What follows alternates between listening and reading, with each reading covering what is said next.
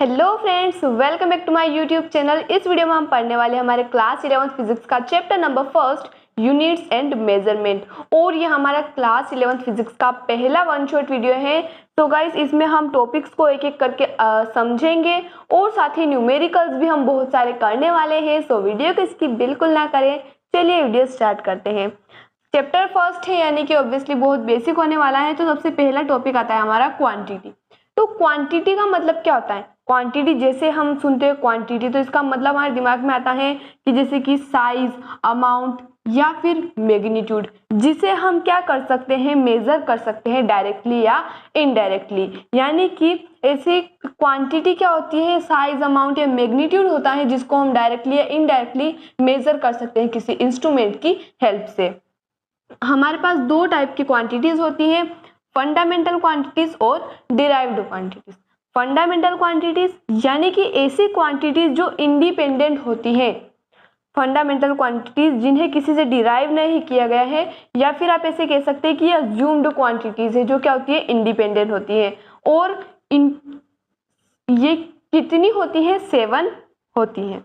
Derived quantities यानी कि जिनको डिराइव किया गया है फ्रॉम फंडामेंटल क्वांटिटीज, ऐसी क्वांटिटी जो इंडिपेंडेंट नहीं होती है उन्हें डिराइव किया गया है फंडामेंटल क्वांटिटीज से। जैसे कि speed is a derived quantity, जिसे हमने डिराइव किया है फंडामेंटल क्वांटिटी से। जैसे कि अब नेक्स्ट हम टॉपिक देखते हैं, unit. A word which represent the quantity uniquely, यानी कि किसी भी क्वांटिटी को यूनिकली रिप्रेजेंट करने के लिए हम किसी वर्ड का या फिर ग्रुप ऑफ वर्ड का यूज करते हैं, उसी को हम कहते हैं यूनिट। जो कि हमारे पास दो टाइप की होती है, फंडामेंटल और डिराइव्ड। अब तो आप समझ ही गए होंगे कि जो फंडामेंटल क्वांटिटीज है उनको रिप्रेजेंट करने के लिए जो यूनिट्स होगी वो क्या होगी, फंडामेंटल यूनिट्स होगी। और बाकी जितनी भी यूनिट्स होगी जिन्हें फंडामेंटल से डिराइव किया गया होगा वो कौन सी हो जाएगी, डिराइव्ड यूनिट्स हो जाएगी। तो फंडामेंटल यूनिट्स भी हमारे पास कितनी होती है, 7 होती है। अब हम देख लेते हैं 7 fundamental quantities with their units. First है हमारे पास लेंथ, जिसे हम मेजर करते हैं मीटर में, यानी कि इसकी यूनिट क्या हो गई, मीटर। और सिंबल यहाँ पर हमने लिखे हैं साथ में, जैसे कि मीटर यानी कि एम से हम इसको रिप्रेजेंट करते हैं। सेकेंड है मास, जिसकी यूनिट होती है केजी। टाइम की यूनिट होती है सेकंड। करंट की यूनिट होती है एम्पियर। और यहाँ पर फिफ्थ देखिए टेम्परेचर की यूनिट होती है केल्विन, रिप्रेजेंटेड बाय के। सिक्स्थ पे देखिए लुमिनस इंटेंसिटी, जिसकी यूनिट होती है कैंडेला। और सीडी से हम इसको रिप्रेजेंट करते हैं। और 7 नंबर पे हमारी क्वांटिटी अमाउंट ऑफ सब्सटेंस, जिसे हम जिसकी यूनिट होती है मोल। और रिप्रेजेंट हम इसे करते हैं MOL यानी कि मोल से। फर्क क्या है, यहाँ पर ई है और सिंबल में इसका ई नहीं है। अब देखिएगा, सबके बारे में आप पहले से जानते होंगे, लेंथ, मास, टाइम, करंट, टेम्परेचर और अमाउंट ऑफ सब्सटेंस के बारे में भी जानते होंगे। लेकिन ये ल्यूमिनस इंटेंसिटी क्या है, तो ये है पावर ऑफ लाइट। क्या है गाइस, पावर ऑफ लाइट। तो पावर ऑफ लाइट को हम मेजर करते हैं कैंडेला में। तो चलिए गाइस बढ़ते हैं नेक्स्ट टॉपिक की तरफ। इसके बाद देखते हैं हम डायमेंशंस क्या होते हैं। Dimensions of a physical quantity, यानी कि किसी भी फिजिकल क्वांटिटी के डायमेंशंस, तो उनसे हम क्या समझते हैं, dimensional formula represent a quantity in form of symbols. और उन्हीं सिंबल्स को हम कहते हैं डायमेंशन। यानी कि किसी भी क्वांटिटी का जो डायमेंशनल फॉर्मूला होता है वो उस क्वांटिटी को सिंबल्स के फॉर्म में रिप्रेजेंट करता है। और उन सिंबल्स को हम कहते हैं डायमेंशंस। और उनसे जो फॉर्मूला बनेगा सिंबल से, उसे कहते हैं डायमेंशनल फॉर्मूला। इसके बाद जो हमारी यूनिट्स है 7 फंडामेंटल, उनके हम डायमेंशनल फॉर्मूला, डायमेंशंस देख लेते हैं, जिससे हम डिराइव करके किसी भी यूनिट के डायमेंशनल फॉर्मूले बना सकते हैं। और हाँ, एक रूल देखिए कि जो डायमेंशनल फॉर्मूला होता है किसी भी क्वांटिटी का, उसे हम MLT के फॉर्म में लिखते हैं। अगर किसी क्वांटिटी में अगर m नहीं है तो उसकी पावर हम 0 ले लेंगे, लेकिन हमें उसे MLT के फॉर्म में ही लिखना है। तो सबसे पहले देखिए यूनिट्स देख लेते हैं। मास का डायमेंशन होता है m, टाइम के डायमेंशन T, L का लेंथ का L, करंट का A, अमाउंट ऑफ सब्सटेंस के लिए जो डायमेंशन होता है मोल, ल्यूमिनस इंटेंसिटी के लिए CD और टेम्परेचर के लिए K। ये क्या हो गए, इनके डायमेंशंस हो गए। अब इनसे हम डायमेंशनल फॉर्मूले अदर क्वांटिटीज के, अदर यूनिट्स के कैसे बनाएंगे। जैसे कि मान लीजिए हमारे पास है स्पीड, जो होता है डिस्टेंस अपॉन टाइम। डिस्टेंस यानी कि लेंथ, और लेंथ के डायमेंशंस क्या है हमारे पास L बाय टाइम के डायमेंशंस T। तो स्पीड के डायमेंशंस क्या हो जाएंगे, इसको डायमेंशंस जब हम बताते हैं कि इसके डायमेंशन, तो उस समय हम ब्रैकेट में इसको लिखते हैं। तो LT -1 हो जाएगा, T ऊपर आएगा तो -1 हो जाएगा, इससे हम ब्रैकेट में लिखेंगे। और कोई एग्जांपल लेते हैं, जैसे कि स्पीड और वेलोसिटी वैसे तो डिफरेंट होते हैं, लेकिन डायमेंशनल फॉर्मूला दोनों का क्या होता है, सेम होता है। डिस्टेंस और डिस्प्लेसमेंट के लिए भी डायमेंशनल फॉर्मूला सेम होगा। जैसे कि एक्सेलरेशन होता है वेलोसिटी बाय टाइम। वेलोसिटी यहाँ पर मैं LT -1 बाय T, तो ये क्या हो जाएगा LT -2। और हमें इनको MLT के फॉर्म में लिखना है, यानी कि स्पीड को हम लिख सकते हैं m0 LT -1, और ये जो एक्सेलरेशन है इसे हम लिख सकते हैं m0 LT -2। और देख लेते हैं, जैसे कि हम देख लेते हैं फोर्स का। फोर्स क्या होता है, मास इनटू एक्सेलरेशन, और मास का डायमेंशन होता है m, साथ में एक्सेलरेशन जो अभी हमने निकाला LT -2, यानी कि फोर्स का डायमेंशनल फॉर्मूला क्या हो जाएगा, इसका हम यहाँ लिख देते हैं MLT -2। तो इस प्रकार से हम किसी भी क्वांटिटी का, किसी भी यूनिट के डायमेंशनल फॉर्मूला निकाल सकते हैं। जैसे कि वर्क होता है हमारे पास, वर्क होता है फोर्स इनटू डिस्प्लेसमेंट। फोर्स के डायमेंशन हो गया हमारे पास MLT -2, और डिस्प्लेसमेंट यानी कि L, अभी हमने देखा कि डिस्प्लेसमेंट यानी कि डिस्टेंस यानी कि लेंथ। तो यहाँ पर क्या हो जाएगा ML2T -2, क्या हो जाएगा, ये क्या हो जाएगा, यहाँ पर हम लिख देते हैं ML2T -2। तो गाइस आप, आई होप यहाँ तक आपको पूरा समझ आ गया होगा। कोई भी डाउट लगता है आपको, छोटी से छोटा डाउट भी लगता है, तो भी आप कमेंट में पूछ सकते हैं। तो गाइस यहाँ तक क्लियर है। इसके बाद हम देख लेते हैं जो डायमेंशनल फॉर्मूले हैं, डायमेंशन हम निकाल रहे हैं, तो क्यों निकाल रहे हैं, इनके क्या यूजेस है, यानी कि हम देख लेते हैं एप्लीकेशंस ऑफ डायमेंशनल एनालिसिस। तो हम देख लेते हैं एप्लीकेशंस ऑफ डायमेंशनल एनालिसिस, जिसमें फर्स्ट एप्लीकेशन आती है हमारी to check the correctness of an equation, यानी कि to check whether the equation is correct और not we will use dimensional analysis. हम डायमेंशनल एनालिसिस का यूज करेंगे ये चेक करने के लिए कि क्या इक्वेशन करेक्ट है या नहीं। तो सबसे पहले हम फर्स्ट इक्वेशन पढ़ रहे हैं, तो जिसमें हम एक ऐसी इक्वेशन लेते हैं जो करेक्ट है। जैसे कि इक्वेशन ऑफ मोशन ले लेते हैं v = u + at। और यहाँ पर एक बात आप ध्यान रखिएगा इस कि डायमेंशनल एनालिसिस से हम ये चेक करेंगे कि इक्वेशन करेक्ट है या नहीं। तो अगर LHS के डायमेंशंस RHS के डायमेंशंस के इक्वल आते हैं, इसका मतलब क्या है कि वो इक्वेशन डायमेंशनली तो करेक्ट है, लेकिन एक्चुअली वो करेक्ट हो सकती है, नहीं भी हो सकती है।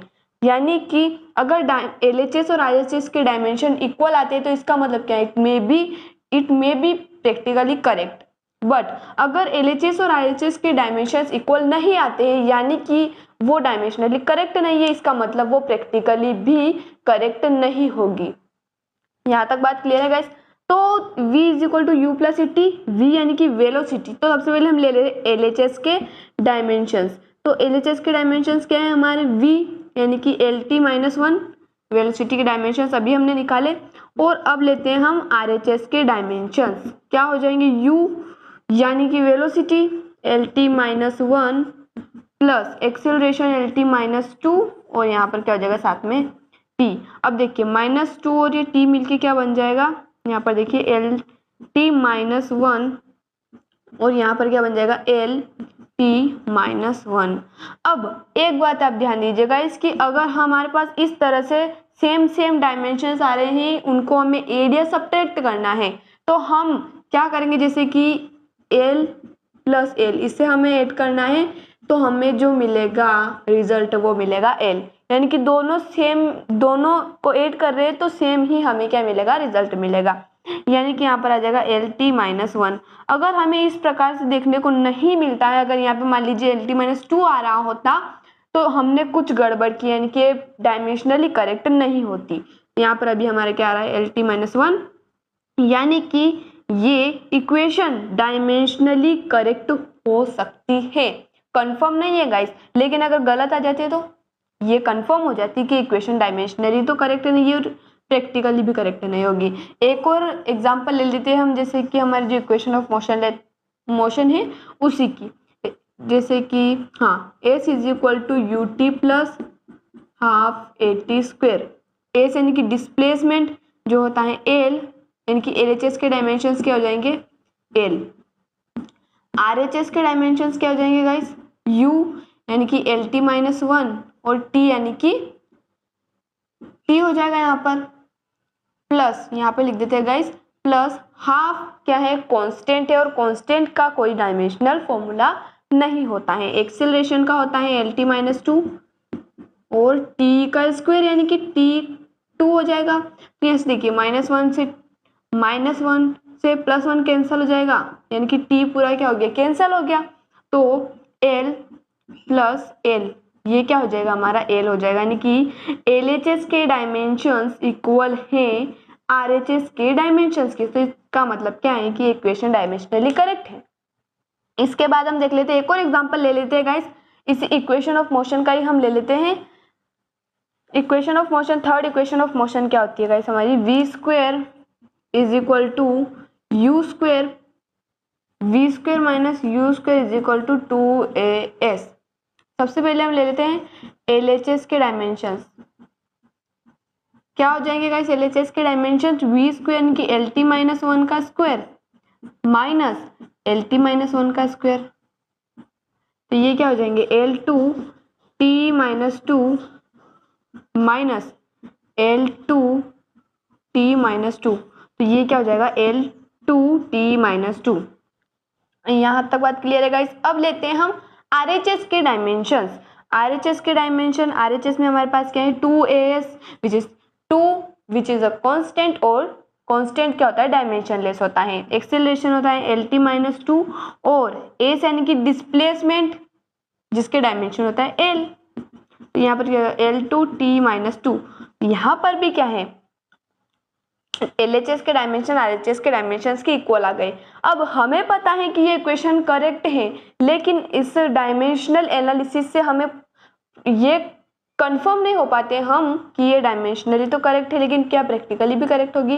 तो ये प्रैक्टिकली करेक्ट हो भी सकती है, नहीं भी हो सकती है। वैसे तो हमें पता है कि ये प्रैक्टिकली करेक्ट है, यानी कि इक्वेशन की करेक्टनेस को चेक करने के लिए भी हम यूज करते हैं डायमेंशनल एनालिसिस को।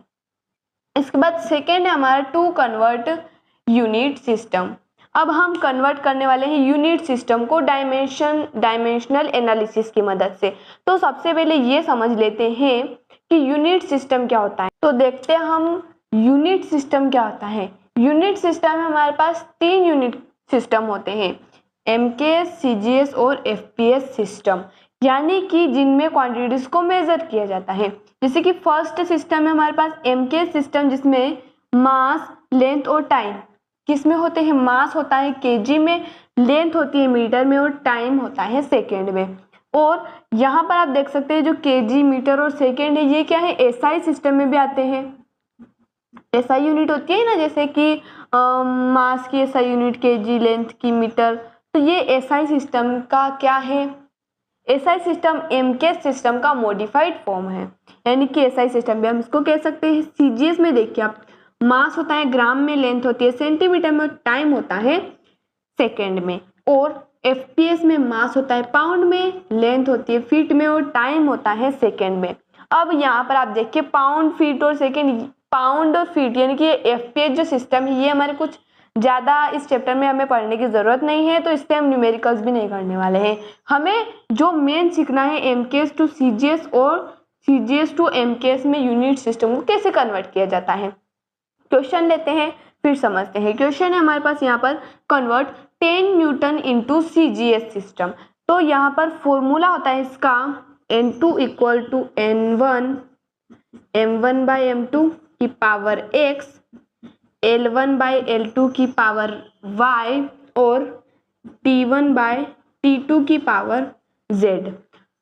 अब यहाँ पर ये N2 क्या है, N2 यानी कि जिसमें हमें जाना है, यानी कि 10 न्यूटन तो हमारा N1 हो गया और जो हमें फाइंड करना है वो हो जाएगा N2। यहाँ तक क्लियर है गाइस। और ये MLT यानी कि MLT क्या हो गए, डायमेंशंस हो गए।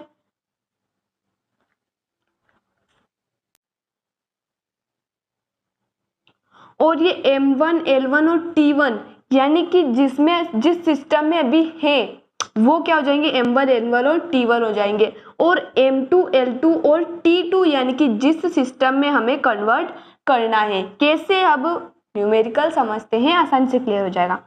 N2 इक्वल हो जाएगा हमारा N1 यानी कि 10, और हाँ ये XYZ क्या है, ये पावर है डायमेंशनल फॉर्मूले में। जैसे कि हमें यहाँ पर 10 न्यूटन दे रखा है, न्यूटन किसकी यूनिट होती है, फोर्स की, और हमें लिखना पड़ेगा फोर्स का डायमेंशनल फॉर्मूला जो कि होता है MLT-2।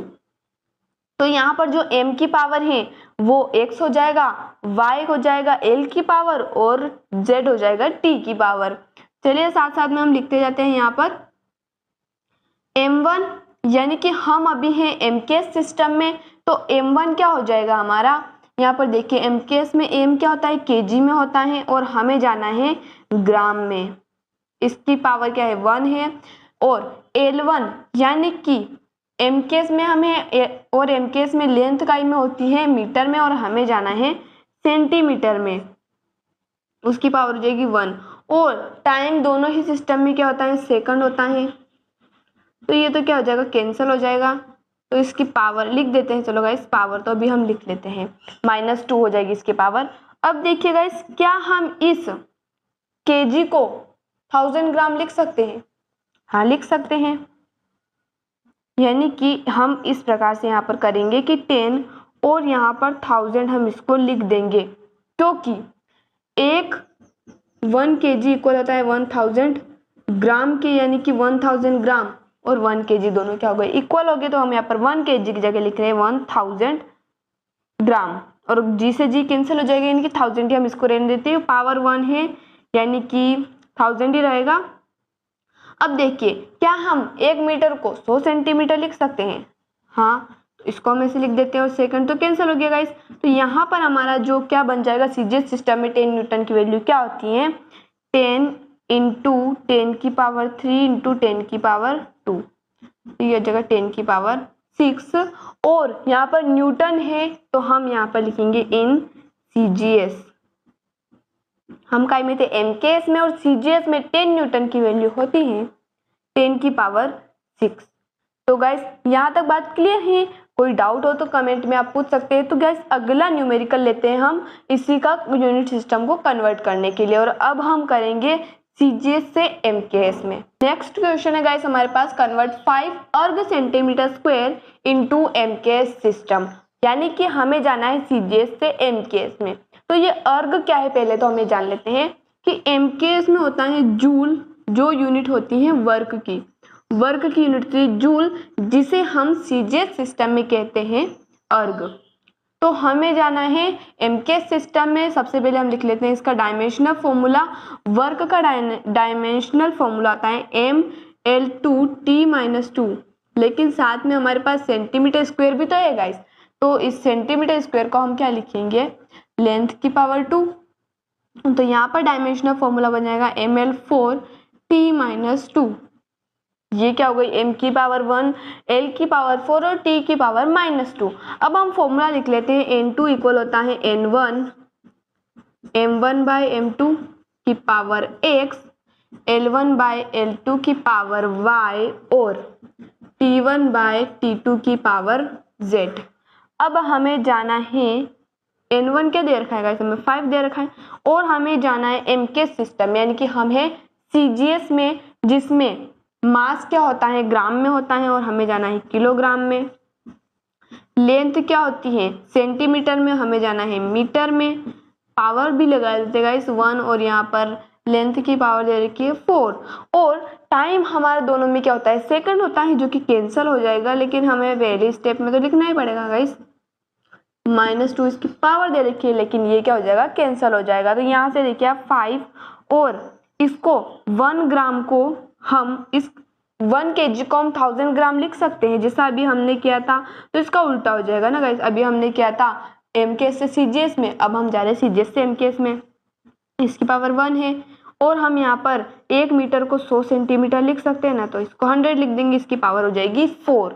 यहाँ पर क्या हो जाएगा गाइस 5 × 10 की पावर 3 तो होगी, लेकिन माइनस में हो जाएगी क्योंकि 10 ऊपर जाएगा, तो 10 की पावर -3 × 10 की पावर -2 और इसकी पावर क्या है 4 है, यानी कि यहाँ पर हो जाएगा 5 × 10 की पावर -3 × 10 की पावर -8, तो 5 × 10 की पावर -11 जूल, और यहाँ पर सेंटीमीटर स्क्वायर था और हमें MKS में क्या हो जाएगा मीटर स्क्वायर। तो यहाँ पर हमें क्या पता चल गया कि जो 5 अर्ग होता है, 5 अर्ग सेंटीमीटर स्क्वायर होता है, उसे हम MKS में 5 × 10 की पावर, यानी कि उसकी वैल्यू होती है MKS में 5 × 10 की power -11 joule metre square.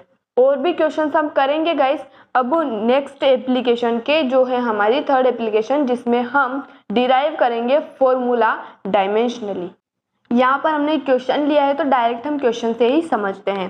Question क्या है guys, the time period of a simple pendulum depends on effective length of pendulum and acceleration due to gravity, deduce the formula. यानी कि सबसे पहले हमें गिवन क्या है वो हम लिख लेते हैं।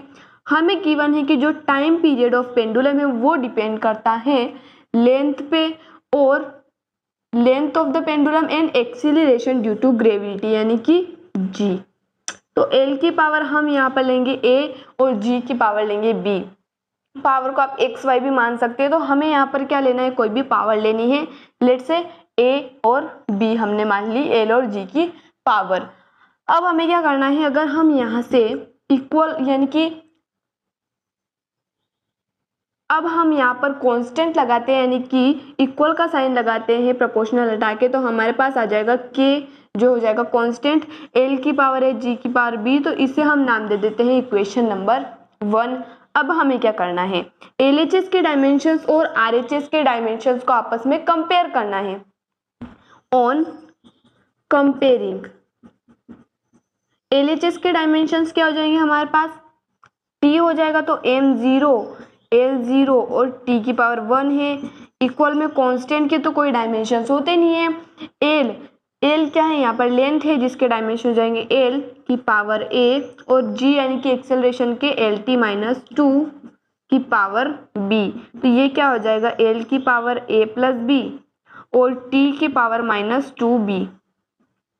अब अगर हम LHS और RHS के डायमेंशंस को कंपेयर करते हैं, यहाँ पर -1 नहीं है 1 है, तो हमें पता चलेगा कि जो यहाँ पर M तो है नहीं हमारे पास RHS में, यानी कि हमारे पास जो कंपेयर करने के बाद क्या बनेगा, M की पावर तो है नहीं, L की पावर क्या है A + B, तो A + B इक्वल हो जाएगा 0 के, तो हम कह सकते हैं A इक्वल हो जाएगा -B के, यानी कि अब यहाँ पर T के अगर हम पावर को कंपेयर करते हैं तो -2B इक्वल होता है 1 के, यानी कि B इक्वल हो जाएगा -1/2 और A क्या है -B है, यानी कि A इक्वल हो जाएगा 1/2 के। तो ये क्या हो गई हमारी L और G की पावर हो गई। तो अब हम यहाँ पर लिख लेते हैं कि फ्रॉम इक्वेशन 1 में हम A और B की वैल्यू पुट कर देंगे। क्या था इक्वेशन 1 के L की पावर A G की पावर B, यानी कि L की पावर क्या हो गई यहाँ पर A, यानी कि L की पावर 1/2 और G की पावर -1/2।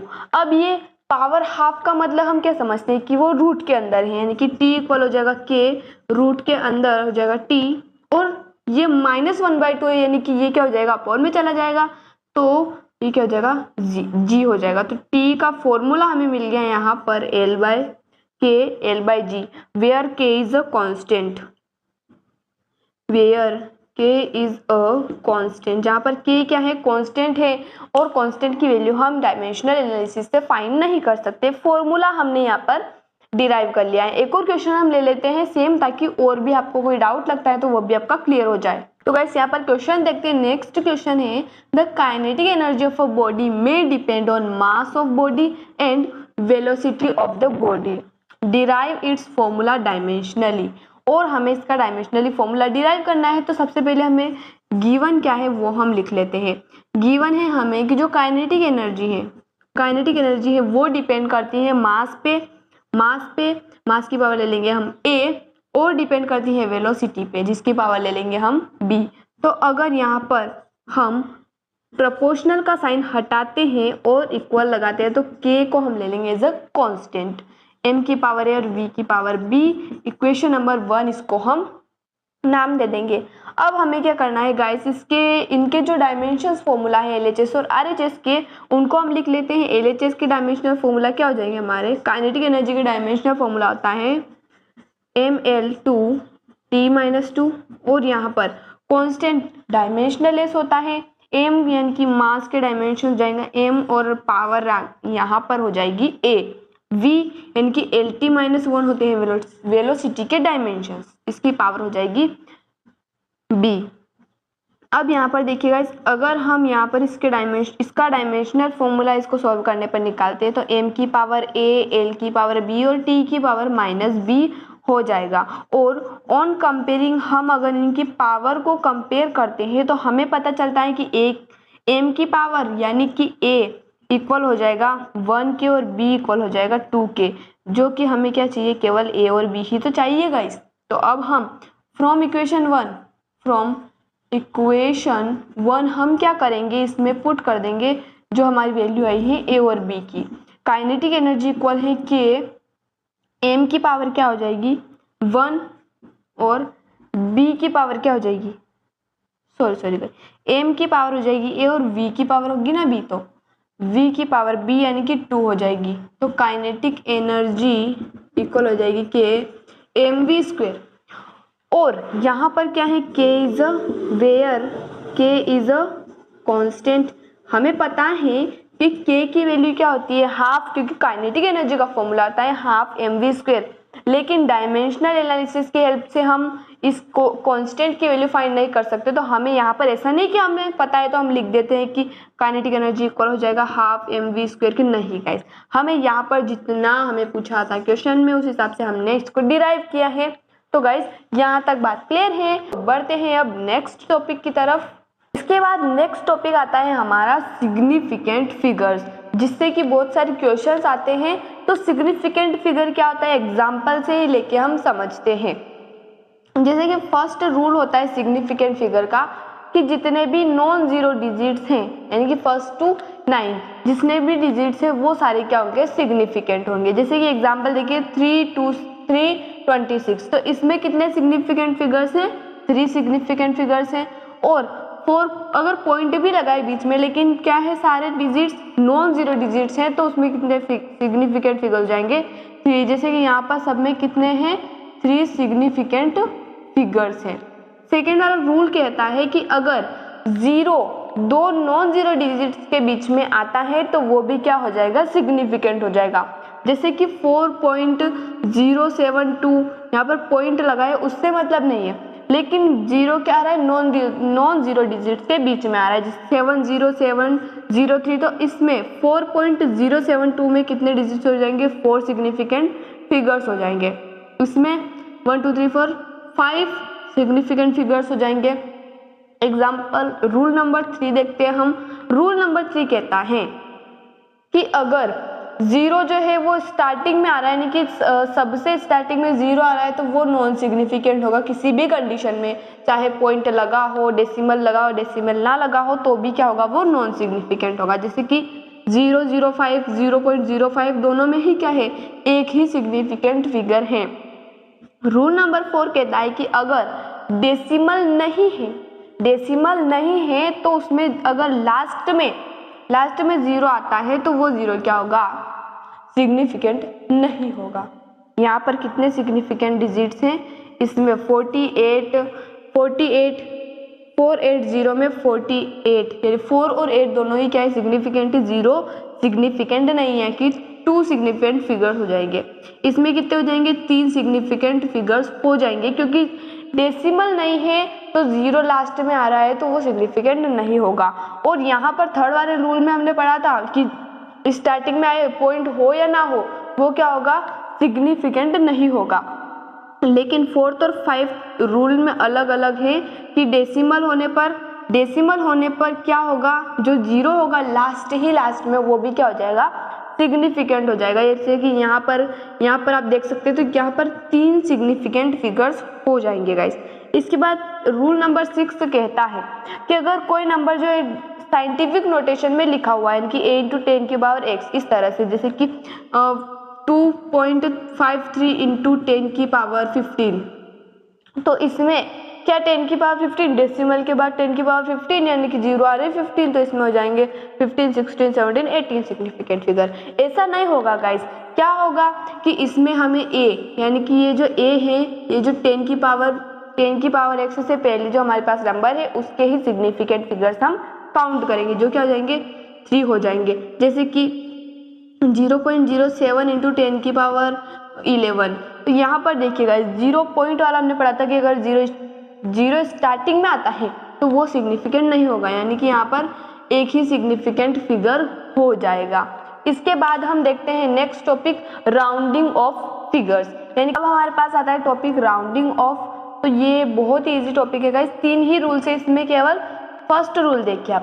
फर्स्ट हमने यहाँ पर डायरेक्ट एग्जांपल लिए है ताकि आसानी से हम समझ जाएं। राउंडिंग ऑफ करना है यानी कि हमारे पास डेसिमल के बाद बहुत सारे नंबर आ रहे हैं तो उनको हम कैलकुलेशन में हमें आसानी हो तो इसलिए हम इनको राउंडिंग ऑफ करते हैं। तो कैसे करते हैं इसके भी कुछ रूल्स होते हैं।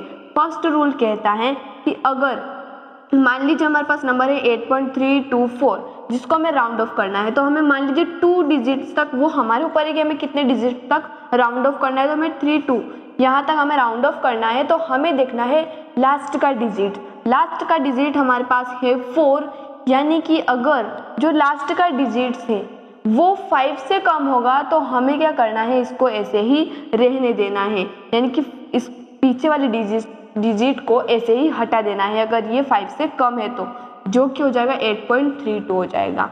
जैसे कि इसका एक और एग्जांपल लेते हैं, 7.332 और 2 है, तो इसको हम राउंड ऑफ करके कैसे लिखेंगे, 7.32 लिखेंगे क्योंकि जो 2 है वो क्या है 5 से कम है, तो इसी तरह से हम इसको लिख देंगे।